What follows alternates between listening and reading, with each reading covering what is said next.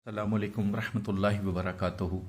लाखों करोड़ों दुरूद सलाम नबी अकरम सल्लल्लाहु अलैहि वसल्लम पर, उनकी आल पर और तमाम सहाबा इकराम पर। चंद दिन पहले मेरी वालदा इस दुनिया से चली गईं। अब सबसे गुजारिश करूँगा कि उनके साले सवाब के लिए जो पढ़ाई हदिया करना चाहें आप कमेंट्स बॉक्स में आकर वो लिख दें।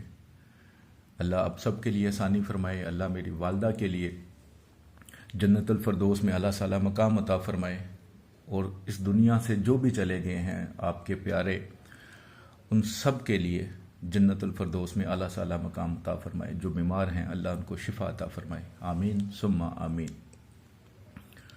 आज जो आपकी खिदमत में तवीज़ लेकर आया हूँ, ये जो नाफरमान औलाद होती है या वो बात नहीं मानती, बात नहीं सुनती, उनसे बात मनवानी हो, उनको फरमा बरदार करना हो, तो ये तवीज़ बहुत ही मुजरब है। रूहानी इजाज़त के लिए 41 टाइम दुरूद पाक पढ़ के कमेंट्स बॉक्स में इंशाल्लाह लिख दीजिएगा। चैनल जब सब्सक्राइब करते हैं तो बेल आइकन पे जाकर आल का नोटिफिकेशन प्रेस किया करें, ताकि जो नई वीडियो है इसका नोटिफिकेशन आपको मिल सके। वीडियो पसंद आए तो ज़रूर शेयर कर दिया करें। आपने ये तवीज़ किसी भी दिन लिखना है, आपने ऐसी स्याही से लिखना है जो उतर जाती हो, यानी कि पानी में डालें तो वो उतरती हो। अर्के गुलाब और ज़ाफ़रान से लिखें तो ज़्यादा बेहतर है, वरना ब्लैक कलर की स्याही इस्तेमाल कर सकते हैं, लेकिन ऐसी स्याही वाला पेन हो जो पानी में डालें तो वो उतर सकती हो। तो एक तो औलाद का आपके पास होना ज़रूरी है। जो औलाद आउट ऑफ कंट्री है या आउट ऑफ सिटी रहती है, उसके लिए अमल नहीं किया जा सकेगा। अगर घर में बच्चे हैं, चाहे वो छोटे हैं चाहे वो बड़े हैं, लेकिन नाफरमान हैं, तो आप कर सकते हैं। किसी भी दिन किसी भी वक्त 7 तवीज़ आप एक साथ लिखेंगे, ठीक है? 7 तवीज़ 7।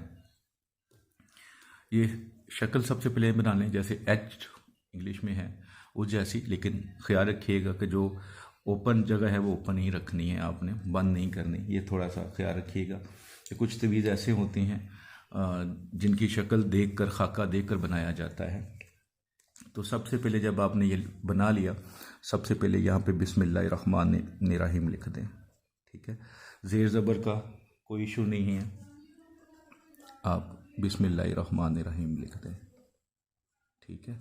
अगर ज़ेर ज़बर डालना भी चाहें तो डाल सकते हैं। उसके बाद आपने यहाँ पे 3 बार या मुतीन लिखना है, मतीनो, ठीक है? या मुतीन। उसके बाद जब ये इस साइड पे लिख लिया, आप थोड़ा सा इसको इस साइड पे कर लें, ठीक है? सामने आ जाए। यहाँ पे भी 3 बार ही आप लिखेंगे या मुतीन, 3 बार, ठीक है? ये ख्याल रखिएगा, कोशिश कीजिएगा खूबसूरत लिख सकें, जितना आप लिख सकते हैं। खुद भी लिख सकते हैं, लिखवा भी सकते हैं, माँ बाप भी लिख सकता है, बाप भी माँ भी। अगर माँ बाप नहीं पढ़े, घर में बड़ा है, कोई भाई है या बहन है, वो भी लिख सकते हैं।